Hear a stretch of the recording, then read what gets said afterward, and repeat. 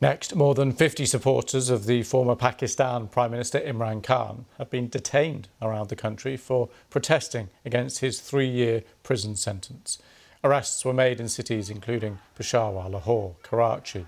But the demonstrations were more muted than the massive unrest that broke out after Khan's previous detention back in May.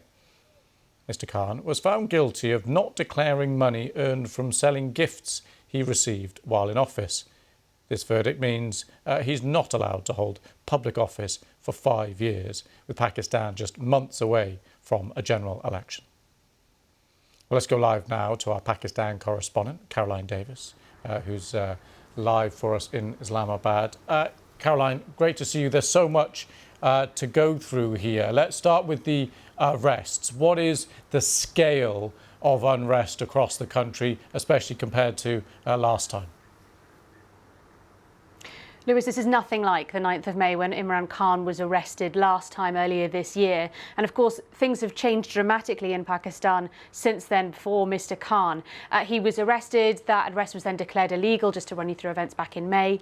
When he was released, however, we saw a dramatic crackdown on his party. Thousands of his membership were arrested, alleged to be involved in the protests, that some of which did turn violent during the period of time that he was in police custody. Back then, we also saw many of his senior leadership leave the party altogether. Many of them were then arrested and then came out and gave a press conference, some saying they were leaving politics altogether after many, many years in it. And since then, Imran Khan has been in Zaman Park, his home in Lahore, but the number of supporters outside that building has also dramatically decreased. When I went firstly back in January, when I first arrived back in Pakistan, we saw that there were generally tens of supporters outside his home. By the time we went after the 9th of May, that had significantly dwindled, either because people might felt that they didn't feel safe to be out there, perhaps people had been arrested, or from the government's point of view, they decided no longer to support Imran Khan after what had happened on the 9th of May. That was their stance on it.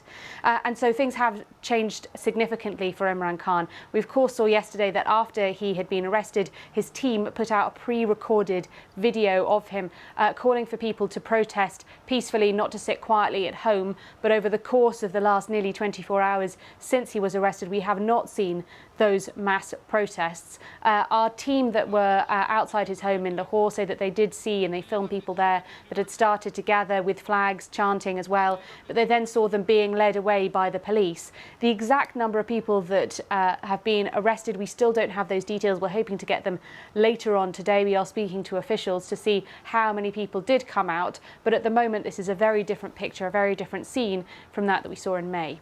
OK, and what happens next? Big question. So at the moment we know that he's obviously spent the night in police custody. We believe, because his political party has said, that he's in a place called Attock Jail, which is about an hour and a half or so from where I am in Islamabad.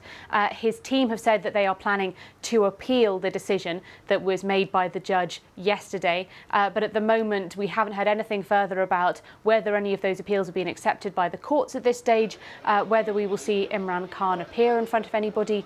So at the moment we are waiting to see. But what we do know is that the party, his PTI party, have said that they have no planned protests for today. So we are still waiting to see what Imran Khan and his party will now do. Of course, we haven't seen Imran Khan since we've heard that he was arrested yesterday morning. We haven't seen any sort of public images of him. He hasn't appeared back in public. So at the moment, we're waiting to see what will happen. Will his legal team be able to find any form of relief, or will Imran Khan remain in police custody? OK, Caroline, thanks for that.